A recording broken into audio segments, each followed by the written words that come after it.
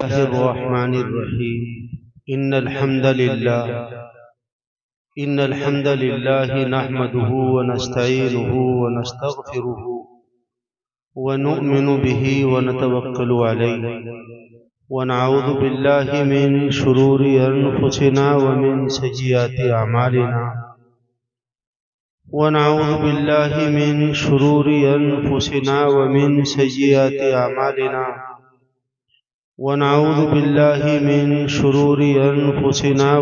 سيئات أعمالنا من يهده الله فلا مضل له ومن يضلله فلا هادي له ونشهد أن لا إله إلا الله وحده لا شريك له ونشهد أن سيدنا وسندنا وحبيبنا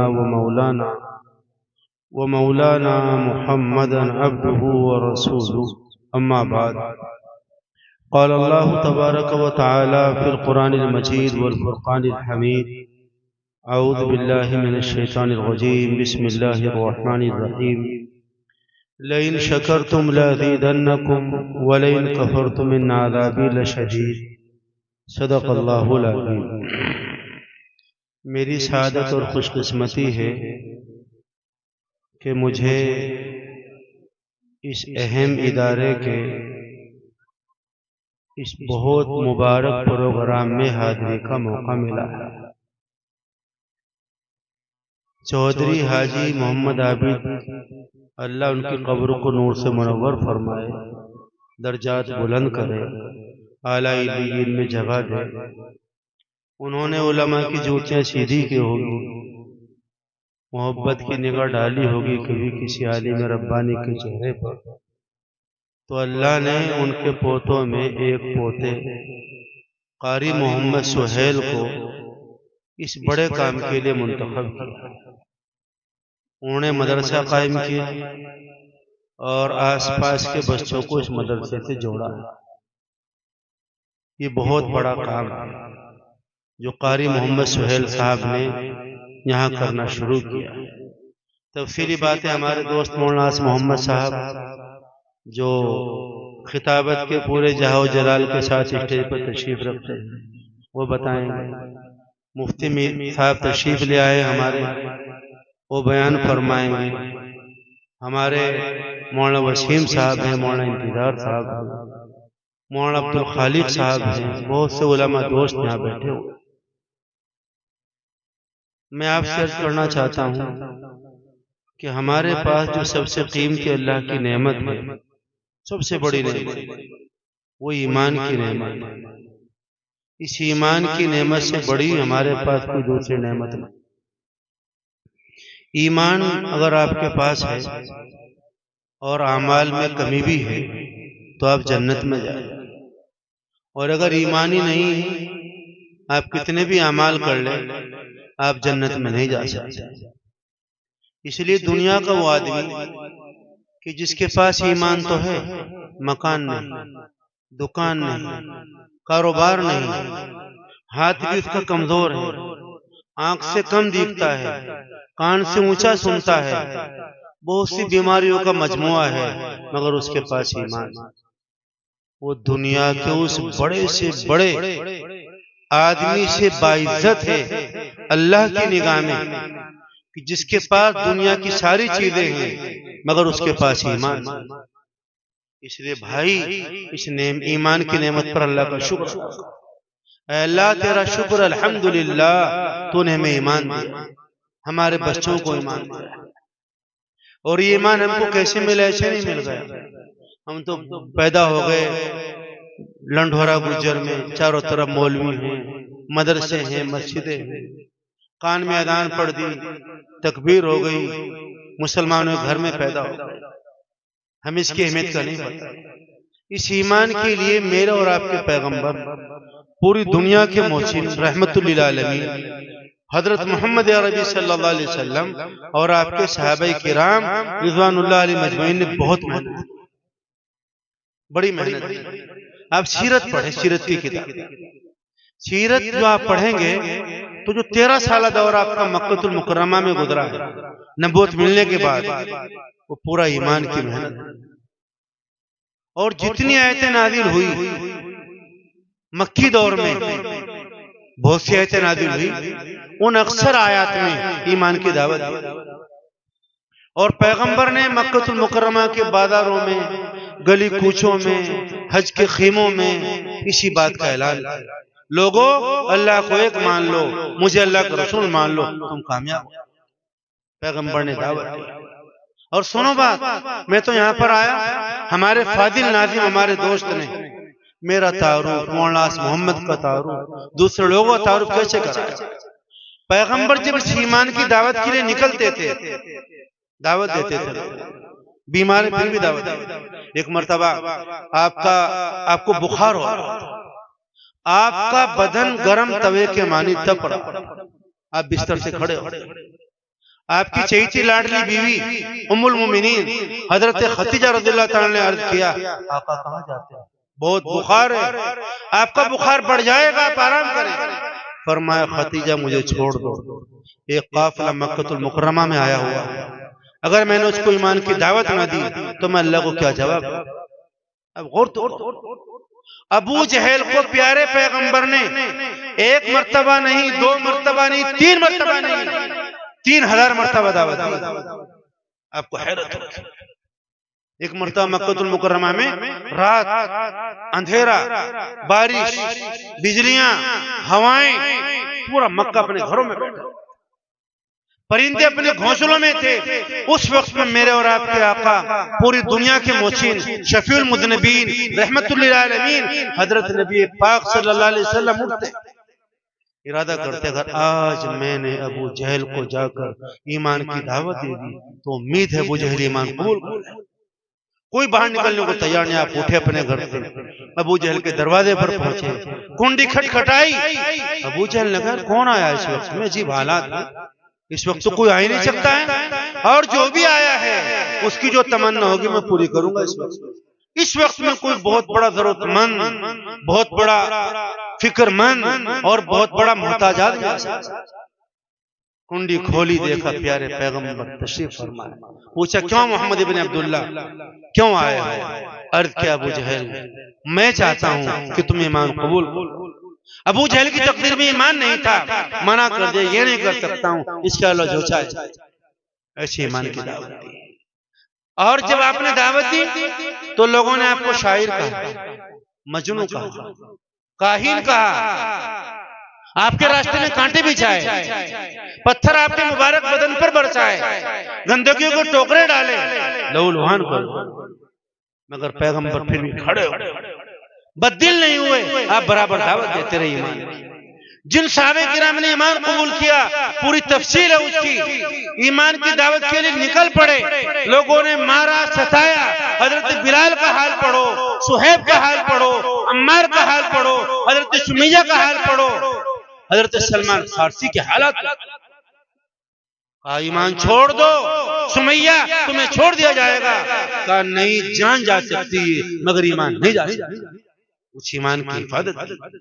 آج ایمان ہم تک پہنچا، ان صحابہ کرام کی برکت، ہمیں ٹوپیاں ملی، یہ مدرسہ ملا، یہ اتنے بڑے بڑے علماء ملے، یہ ان لوگوں کی محنت ہے، یہ ہمارے پاس سب سے قیمتی نعمت ہے۔ اور دوسرے نمبر پر جو ہمارے پاس اللہ کی بہت بڑی نعمت ہے، وہ نعمت ہے جو ہمارے ایمان کی حفاظت کرتی ہے، ہمارے ایمان کو بچاتی ہے، ہمارے ایمان کو بڑھاتی ہے، ہمارے ماحول کو کفر سے، شرک سے، بدعت سے بچاتی ہے، ایماندار بنا کر۔ وہ چیز جو اللہ کی دوسری بڑی نعمت ہے اور ہمارے ایمان کی حفاظت کرتی ہے، معاف کیجیے گا، وہ آپ کے مکان نہیں، وہ آپ کا کاروبار نہیں، وہ آپ کی کھیتیاں نہیں، وہ آپ کے بڑے بڑے مال نہیں، وہ آپ کی بڑی بڑی کاروں کی ایجنسیاں نہیں، ٹریکٹروں کی ایجنسیاں نہیں، بائکوں کی ایجنسیاں نہیں۔ اگر وہ ہوتی، ہمارے گھر کا ماحول بچاتا تو ہمارے بچے مرتد نہ ہوتے۔ آج ایک بڑی تعداد ہے بچوں کی ایمان کو چھوڑ چکی، غیروں کے ماحول میں جا چکی، مختلف وجوہات ہیں، وہ آپ سمجھیے، پوچھئے، مگر جا چکے بہر غیب، اور پیغمبر قیامت میں سوال کریں گے۔ حضرت حمزہ رضی اللہ تعالیٰ عنہ کھڑے ہوں گے، جس دین کے لیے مجھے شہید کیا گیا، میرے سینے کو چاک کیا گیا، میرے کلیجے کو نکالا گیا، تم نے کیا کیا؟ پیغمبر پوچھیں گے جس دین کے لیے میں نے فاقوں پر فاقے چاہے، جس ایمان کے لیے میں نے محنتیں کی، وہ ایمان تمہارے گھروں میں اجڑا، تم مکانوں میں، دکانوں میں، منڈوں میں، شادیوں میں، سگائیوں میں، جہیز میں، مقدمات میں، جھگڑوں میں لگے رہے، ہم کو جواب نہیں دے سکتے۔ اس لیے جو دوسری سب سے بڑی نعمت جو ہمارے ایمان کی حفاظت کرتی ہے وہ یہ مدرسہ، دعوت و تبلیغ کا کام۔ یہ مدرسہ جو قاری سہیل نے قائم کیا، گاؤں میں دوسرے مدرسے بھی ہیں، وہ مدرسے، مسجدوں کا ماحول، یہ ہمارے ایمان کی حفاظت کرتا ہے۔ یہ ہمارے بچوں کو ایمانی کپڑے دیتا ہے، ایمانی بال دیتا ہے، ایمانی زبان دیتا ہے، ایمانی طریقے پر کھانا کھانے کو بتاتا ہے۔ یہ مدرسہ اس کام کو انجام دیتا ہے۔ آج حالات دیکھو آپ، بچوں کے لباس بدلے، بچوں کے بال بدلے، بچوں کی زبان گفتگو کرنے کا طریقہ بدلا، بچوں کا لباس بدل گیا، پورا پردہ ختم ہو چکا۔ 7 آیتیں قرآن پاک میں آئی پردے کے تعلق سے۔ حضرت عائشہ فرماتی ہیں، حضرت عمر فرماتے ہیں، اپنے عورتوں کو سورہ نور پڑھاؤ، سورہ نور پڑھاؤ، سورہ نساء پڑھاؤ، سورہ حجرات پڑھاؤ۔ 70 حدیثیں آئی ہیں، مگر پورا معاشرہ سے دور جا چکا ہے، پورا ماحول ہمارا ارتداد زدہ ہو چکا ہے۔ یہ مدرسہ اس کا تحفظ کرتا ہے، یہ مدرسہ آپ کا محسن ہے۔ میں مبارکباد دیتا ہوں قاری سہیل صاحب کو۔ کوئی یہ نہ کہ یار اور مدرسہ تھا، اس کی کیا ضرورت تھی؟ ایک چوراہے پر 4 ٹھیلے لگتے کے لیے، ایک جگہ پر موبائلوں کی جو کھلی دکانیں، ایک گاؤں میں 10-10 ہیں، اور جب ایک گاؤں میں 5 مسجدیں ہیں، ایک مسجد میں کتنے لوگ نماز پڑھتے ہیں؟ 200 لوگ نماز پڑھتے ہیں۔ ان 200 لوگوں کے بچے آپ گنو، اگر آپ 2 بھی لگائیں تو بچوں کی تعداد لگائیں، 3 لگائیں۔ جب 5 مسجدیں نمازیوں کے لیے، تو بچے کہاں جائیں گے پڑھنے کے لیے؟ یہ مدرسہ آپ کے بچوں کے ایمان کی حفاظت کرتا ہے۔ اس لیے اپنے بچوں کو لازمی طور پر مدرسوں سے جوڑو، مسجدوں سے جوڑو۔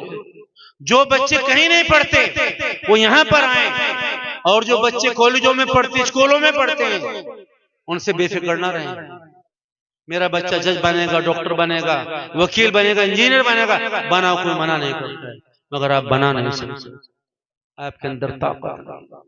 ہم لوگ بڑائی کے والے ہیں، ہمارے پاس ٹریکٹر ہے، کار لے لی ہم نے، ارے بھئی کیا کرے گا کار کا؟ تم کہاں جاتے ہو کار میں؟ بڑھائیاں۔ میں نے شادی کی اپنی بچی کی، اور میں نے 20 لاکھ کی گاڑی دی اپنی بچی، میں نے 20 کھانے بنائے، میں نے پھولا پیلس میں وہ کیا۔ ہمارے پاس لڑائیاں ہیں معمولی چیزوں کے اوپر، یہ ہمارے پاس ہے۔ جو ہمیں تعلیمی کام کرنا چاہیے ہم نہیں کر سکتے۔ آج سارے اسکول کالج دوسرے لوگوں کے، ہمارے بچے وہاں جاتے مجبوریاں۔ ایک زمانہ وہ تھا کہ تعلیم کی ذمہ داری ہمارے حوالے، لوگ ہمارے مدرسوں میں، ہمارے کالجوں میں تعلیم حاصل کرتے، ہم نے کہا کرنا چاہیے تھا۔ 10ویں تک کے، 8ویں تک کے، انٹر تک کے آپ کے اسکول ہونے چاہیے، برادری کے طریقے پر کھول لیتے، خاندان کے طریقے پر قائم کر لیتے، یا مل جل کر قائم کر لیتے، ضروری تھا، مگر نہیں کر سکے ہم اس چیزوں کو، ہم آج تک نہیں پہنچ سکے ہیں۔ اس لیے جو بچہ آپ کے کالجوں میں جاتے ہیں، اسکولوں میں جاتے ہیں، ان بچوں کو لازمی طور پر مدرسوں سے جوڑو، میں سچ کہہ رہا ہوں، ورنہ ان بچوں کا ایمان بچانا آپ کو دوبر ہو جائے۔ گھر کا ماحول دیندارانہ نہیں، بچہ جماعت میں بھی نہیں جاتا ہے، باپ بھی جماعت میں نہیں جاتے، تبلیغ والے لوگ آتے ہیں، کنڈی بجاتے ہیں، ہمارے پاس فرصت نہیں، کہتے کتاب میں بیٹھ جاؤ بھائی، کوئی بیٹھنے کو تیار نہیں، مشورے میں بیٹھ جاؤ، کوئی تیار نہیں بیٹھنے، 3 دن دے دو، کوئی تیار نہیں، سے جاتے ہیں جیسے اعلان ہوتا ہے جماعت کے بھائیوں کی طرف سے، ہمارے لوگ اسے بہت بڑے بیجی لوگ ہیں، ہم اس میں نہیں۔ اگر ان بچوں کے ایمان کو بچانا ہے تو ان بچوں کو ان مدرسوں سے، یہ بچے یہاں پر آئیں گے، قرآن پڑھیں گے، درود شریف سیکھیں گے، کلمے سیکھیں گے، دعائیں سیکھیں گے، حدیثیں یاد کریں گے، نماز پڑھنے کا طریقہ۔ پھر یہ بچے بڑے ہو کر کہیں بھی چلے جائیں، کسی ماحول میں چلے جائیں، یہاں پہ ان بچوں کے دل و دماغ پر ایمان کا ٹھپا لگ جائے گا، اسے کوئی ختم نہیں۔ اس لیے آپ اس نعمت کی قدر کرو، شکر گزاری کرو جو اللہ نے آپ کو مدرسہ عطا کیا ہے، اور اپنے بچوں کے ماحول کی ایمان کی حفاظت کرو، یہاں سے ان بچوں کو جوڑو، اور ایمان کے تحفظ کے لیے گھروں میں قرآن پاک پڑھو، غافل نہ رہو۔ یہ موبائل یہ تباہ کر دے گا، موبائل نے تمہیں تباہ کر دیا، برباد کر دیا۔ گھر میں قرآن پاک دو اور موبائل 18، موبائل کے لیے 18 گھنٹے اور قرآن پاک کے لیے 10 منٹ۔ حدیث شریف میں آتا ہے، حضرت اسحاق بن راہویہ کا قول بھی ہے، 40 دن میں زیادہ سے زیادہ قرآن پاک پورا کر لینا چاہیے۔ پچھلے رمضان سے اب تک آپ بتا دو آپ میں کون آدمی ہے جس نے 3 قرآن پاک پورے، جس نے 2 پورے کیے؟ میں اسی نیچے نہیں آ سکتا، آپ نہیں بتا سکتے، ہمارا ٹائم سارا اس میں جاتا ہے، ہم نے قرآن پاک کو چھوڑ دیا۔ اگر گھروں میں قرآن پاک ہوتا، اس کی تلاوت ہم کرتے، صبح میں شام میں تہجد میں اس قرآن پاک کو پڑھتے، تو بچے ہمارے ہاتھوں سے نہ نکلتے۔ یہ پروگرام آپ سے درخواست کرتا ہے ایمان کے تحفظ کے لیے کم سے کم 2 گھنٹے دو قرآن پاک، 15 منٹ نہیں، صبح میں بھی پڑھو، شام میں پڑھو، رات میں پڑھو، تہجد میں قرآن پاک پڑھو۔ پڑھنا نہیں جانتے سیکھو، بڑے لوگ ان مدرسوں میں آئے، داڑھیوں والے، بوری وہ کیا سفید داڑھی والے لوگ، کاروباری لوگ، تاجر لوگ، بینکوں میں کام کرنے والے، ان مدرسوں سے جڑیں، قرآن پاک حاصل کریں۔ جس شہر میں قرآن پاک نہیں، حدیث شریف میں آتا ہے، وہ ایسے کل بیت الخرب، جیسے ویران گھر ہوتا ہے۔ آپ نے دیکھا ہو کبھی ویران گھر میں بلی پیخانہ کرتی ہے، کتا کرتا ہے، بچھو آ جاتے ہیں، سانپ آ جاتے ہیں، مکھی آ جاتی ہے، وہاں جاتے ڈر لگتا ہے، وہ گھر ایسا ہو جاتا ہے۔ اس لیے اگر اپنے بچوں کے ایمان کا تحفظ چاہتے ہو تو قرآن پاک پڑھو۔ اور اگلے نمبر کی بات یہ ہے، ایمان کے تحفظ کے لیے ہم جماعتوں میں جاتے ہیں، اپنے ساتھیوں کے ساتھ پروگراموں میں، مسجد میں کتنے، محلے میں کتنے لوگ ہیں، کتنے مکان ہیں کہ 300، فجر میں کتنے آتے ہیں 20، کتاب کتنے گھروں میں ہوتی ہے 5 میں۔ یہ بربادی ہے۔ جن لوگوں کے پاس کچھ نہیں تھا ان کے لوگوں نے ان کو بتایا، اس کو عمل کرنا شروع کر دیا، سینے سے لگا لیا انہوں نے، اور ہمارے پاس جو کچھ تھا ہم نے چھوڑ دیا۔ قرآن پاک میں اس کا ذکر ہے باقاعدہ۔ اپنے گھروں میں کوئی دین کی کتاب، ابھی رمضان شریف آ رہا ہے، دعا مانگے آپ نے، اللہ میں رمضان شریف عطا کر۔ پیارے پیغمبر رمضان سے پہلے دعا مانگتے تھے، یا اللہ رجب شعبان میں برکت کر اور مجھے رمضان شریف عطا کر۔ رمضان شریف کے تعلق سے کتابیں لاؤ، اپنے گھروں میں ان کو پڑھو، اپنے علماء سے معلوم کرو کون سی کتاب پڑھی جائے گی، پتہ لگے رمضان کیا، تراویح کیا، افطار کی دعا کیا، تہجد کیا، رمضان میں روزہ رکھنے کا کیا اجر، توڑنے کا کیا گناہ، پتہ ہونا چاہیے۔ اگر میں آپ سے پوچھوں شب قدر کی دعا بتاؤ، تم بتا نہیں سکتے، اور یہ ہمارے بچے چھوٹے چھوٹے بڑے بڑے گانے گا لیں گے، معلوم ہے کسی آپ کو سنا دیں گے۔ اپنے بچوں کو گھروں میں کتاب لے کر پڑھو۔ اگر گھروں میں کتاب پڑھی جاتی ہے، آپ لوگ اس کتاب کو سنتے تو ماحول بگڑتا، معلوم خراب بگڑ چکا پورا کا پورا ماحول، گھروں میں اس کو۔ اور بھائی ایمان کے تحفظ کے لیے ایک بات اور سن لو، رمضان شریف آ رہا بھی، یہ پینٹ شرٹ پہننی چھوڑ دو۔ میرے علماء تشریف رکھتے، مجھے جرات نہ کرنی چاہیے، اگر میں بہت دکھ دل کے ساتھ، عید ہماری ہوتی ہے، بچوں کے بال دیکھیں آپ عید والے دن، بچوں کپڑے دیکھیں، عورتوں کا فیشن دیکھیں، ڈوب جاؤ گے، برباد ہو۔ یہ تو پیغمبر کی دعا ہے اس امت کے لیے، اپنے بچوں کو اسلامی ایمانی لباس۔ حضرت علامہ شیخ یونس صاحب رحمۃ اللہ علیہ خدمت میں گیا ایک مرتبہ، قاری معاذ میرے دوست ہیں، معاذ کے استاد ہیں، وہ بمبئی سے ہدیہ لے کر آتے، چھوٹا سا بچہ جیسے بیٹھا ہے، 4 سال کی، اتنی بچی تھی 5 سال کی، ہدیہ پیش کیا، خیر خیریت معلوم کی، پوچھا انعام یہ کون ہے؟ میں نے کہا قاری صاحب کی صاحبزادی ہے۔ فرمایا ان سے کہہ دو اپنی بچی کو ایمانی لباس پہنائے، اور فرمایا ایمانی لباس وہ ہوتا ہے جس سے بدن چھپے بھی اور راحت بھی ملے۔ اور یہ بھی فرمایا کہ میں نے اپنے بڑوں کے گھروں میں دیکھا ہے، شیخ زکریا نور اللہ مرقدہ، حضرت مولانا اسد اللہ صاحب، ان کے گھروں میں چھوٹی چھوٹی بچیاں پورا لباس پہنتی۔ کم سے کم اتنا تو کر لو، رمضان میں، جمعے میں، عید میں آپ کے بچے، کیا بچہ پیدا ہوا ٹائی لگا دی، وقت نہیں ہے، لباس کے اثرات آتے ہیں۔ اس لیے قرآن پاک میں آیت آئی وَذَرُوا ظَاهِرَ الْإِثْمَ وَبَاطِنَا، لوگوں ظاہری گناہ بھی چھوڑو اور باطنی گناہ بھی چھوڑو۔ آپ میں سے کوئی آدمی 40 دن تک عورتوں کا لباس پہن لے، مہندی لگائے، چوڑی پہنے، انگوٹھی پہنے، 40 دن تک شلوار پہنے، کرتا پہنے، کرتی پہنے، تھوڑی بیچی چیز، 40 دن کے بعد آپ پوچھو کہاں جا رہے ہو، وہ کیا فرمائیں گے؟ میں تو سہارنپور جا رہی ہوں۔ لباس کا سب لباس زبان بدل دیتا ہے۔ حضرت موسیٰ علیہ السلام کے مقابلے میں جو جادوگر آئے تھے ان کو ایمان کس بنیاد پر ملا؟ انہوں نے پیغمبروں جیسا لباس پہن لیا۔ پہلے لباس بدلتا ہے، کھانا بدلتا ہے، زبان بدلتی ہے، پھر ایمان ختم۔ اس لیے اپنے بچوں کو لباس عطا کرو اگر اپنے ایمان کا تحفظ چاہتے ہو، اور اگر اپنے بچوں کی ایمان کی حفاظت کرنا چاہتے ہو۔ اور ایک بات اور سن لو، وقت کے اوپر بچوں کے نکاح کر دو، اس میں ٹال مٹوڑنا، اور بچوں کو اسی جگہ نہ بھیجو جو تمہاری نگاہ سے دور رہے۔ بچی آپ کی گئی اسکول کالج گئی، بھیجو نگرانی کے ساتھ، پڑھانا میں منع نہیں کرتا ہوں، پوری نگرانی۔ بچی کے بعد گھڑی آ گئی، آپ نے گھڑی دی، گھڑی کہاں سے آئی؟ یہ بچی نے چپل کہاں سے پہنے؟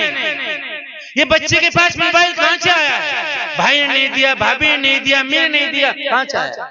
پوچھو اس سے، اگر نہیں پوچھو گے تو معاملہ گڑبڑ۔ حضرت مریم کے بارے میں آتا ہے وہ کفالت میں اور تربیت میں تھی حضرت زکریا علیہ السلام۔ حضرت زکریا ان کے خالو تھے، بیت المقدس میں ان کا حجرہ بنا ہوا، وہاں رہتی تھی۔ ایک مرتبہ آئے حضرت زکریا، دیکھا پھل رکھا ہوا، حضرت زکریا نے پھل دیا نہیں تھا اور اس پھل کا موسم بھی نہیں تھا۔ قال یا مریم انا لک ھذا، مریم یہ بتائے پھل کہاں سے آیا؟ میں نے نہیں دیا۔ پیغمبر پوچھتا ہے اپنی اس سے جس جو آپ کی ان کی تربیت میں، ہمارے بچے بائک لے گھوم رہے، مفرل اوڑھ رکھا، دوپٹہ اوڑھ رکھا، برقع ہے، چپل ہیں، پیسے ہیں، اور کیا کہتے ہیں گھڑیاں ہیں، انگوٹھیاں ہیں، زیورات چوڑیاں ہیں، کہاں سے؟ پیغمبر نے کہا قالت هو من عند اللہ، یہ اللہ کے پاس سے آیا، یہ اللہ تعالیٰ نے مجھے دیا۔ حضرت زکریا نے سوچا یار اچھا، جو اللہ تعالیٰ بغیر موسم کا پھل دے سکتا ہے وہ مجھے اولاد بھی دے سکتا ہے۔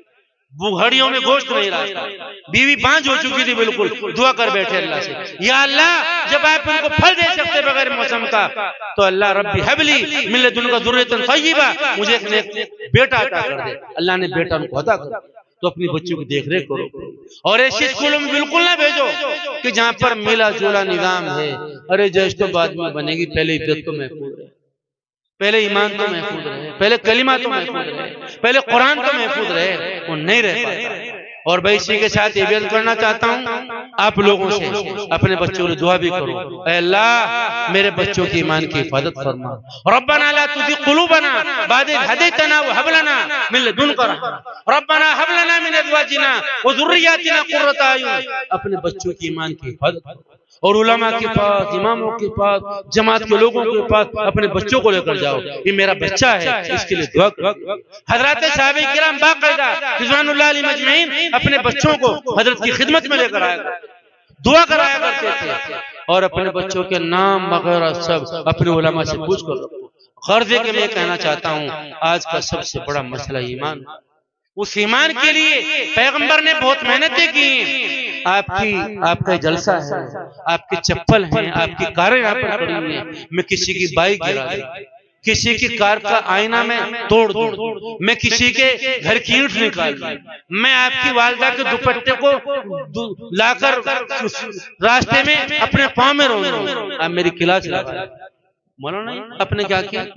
کیوں؟ دوپٹہ آپ کا ہے نا، فریج آپ کا ہے نا، کار آپ کی ہے نا، گھر آپ کا ہے نا، اور ایمان کس کا؟ یہ ایمان کس کا ہے؟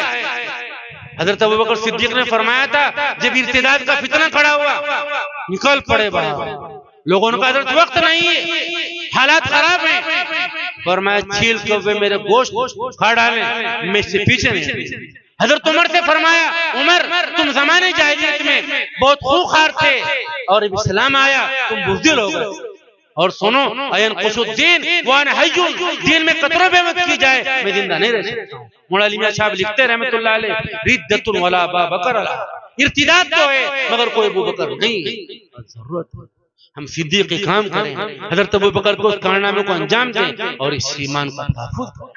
اس کے لیے محنتیں کریں، کوششیں کریں، ماحول کو ایمان آشنا بنائیں۔ یہ مدرسہ بھی اس ایمان کو، اسلام کو، اس قرآن کے تحفظ کا ایک چھوٹا سا ذریعہ ہے۔ ایک آپ کے گاؤں کے ہمارے ایک دوست نے چھوٹی سی کوشش کی ہے، آپ کو بلایا ہے، آج یہاں ایک بیج ڈالا ہے اس سرزمین میں، امید کرتا ہوں یہ پھلے گا، پروان چڑھے گا۔ قرآن پاک بستیوں کا محتاج نہیں، شہروں کا محتاج نہیں۔ قرآن پاک کو لوگ لے کر جنگلوں میں بیٹھے، ان کو شہروں میں تبدیل کر دیا اللہ نے۔ اور جب کسی گاؤں نے، کسی علاقے نے قرآن پاک کو چھوڑا تو کنگال ہو گئے، وہ پریشانی سے دوچار ہو گئے۔ اقبال کہتے ہیں یہ نغمہ فصل گلو لالا کا نہیں پابند، بہاروں کے خزاں لا الہ الا اللہ۔ قرآن پاک میں اللہ فرماتے ہیں کہ ذرٍ اخرج شطہ فآذرہ فاستغلظ فاستوى على سوقه يوجب الضراء۔ انشاءاللہ یہ درخت بنے گا، باغ بنے گا، گلشن بنے گا، اس کے پھول، اس کی خوشبو، اس کے پھل، اس کے سایہ، اس کی نورانیت آپ کے گھر گھر میں بنے گا۔ یہ مدرسہ آپ کا موجود ہے، اس لیے آپ اس کے لیے دعا کریں۔ قاری صاحب کی ہمت آتا ہے، اپنے بچوں کو یہاں پڑھنے کے لیے بھیجیں۔ آپ اس میں تعاون کریں، اور اگر کچھ نہیں کر سکتے ہو ختم کر دو سب چیزوں کو، کہیں سے کہیں تک مدرسے کی برائی مخالفت نہ کرو۔ یہ مدرسہ ہو دوسرا مدرسہ ہو، مدرسہ مدرسہ ہے۔ مدرسے برادریوں کے نہیں ہوتے، مدرسے خاندانوں کے نہیں ہوتے ہیں۔ جو بھی مدرسہ ہے اس مدرسے کا سلسلہ جڑتا ہے صفہ نبی میں صلی اللہ علیہ وسلم، جہاں پیارے پیغمبر نے اپنے صحابہ کرام کو بیٹھ کر ان کو تعلیم دی۔ بڑے بڑے صحابہ کرام جہاں سے پروان چڑھے، بڑے بڑے ڈاکٹر، انجینئر اور بڑے بڑے قاضی اور اس زمانے کے بڑے بڑے دائی جہاں سے پیدا ہوئے۔ یہ مدرسے وہاں کے ہیں، یہ پیغمبر کے مہمان خانے ہیں، جن میں پڑھنے والے بچے مہمان ہیں نبی پاک صلی اللہ علیہ وسلم کے۔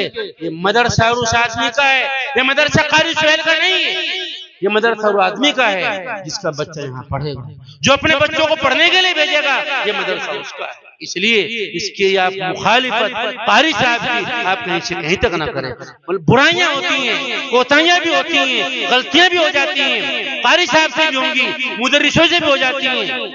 آپ یہ مفتی صاحب ہمارے ہیں، ہماری علماء کرام بیٹھے ہیں، ان کے سر پر بڑے بزرگوں کا ہاتھ ہے، آپ ان کے پاس جائیں اور بتائیں کہ مسئلہ یہ ہے، لڑائی سے، لاٹھیوں سے، ڈنڈوں سے، گالیوں سے، موٹی موٹی بدتمیزی والوں باتوں سے آپ اس کو حل نہ کریں، بلکہ ایسا نہیں تو انشاءاللہ اس مدرسے سے آپ کو علمی فائدہ ہوگا، دینی فائدہ ہوگا، مالی فائدہ ہوگا، رشتوں کا فائدہ ہوگا، اس سے تمام کی تمام چیزیں آپ کو ملیں گی۔ اللہ تعالیٰ مجھے آپ کو عمل کرنے کی توفیق عطا فرمائے، اور اس مدرسے کو اللہ ترقیات سے مالا مال کرے، اور ہمارے ایمان کا اللہ تحفظ فرمائے۔ آمین یا رب العالمین۔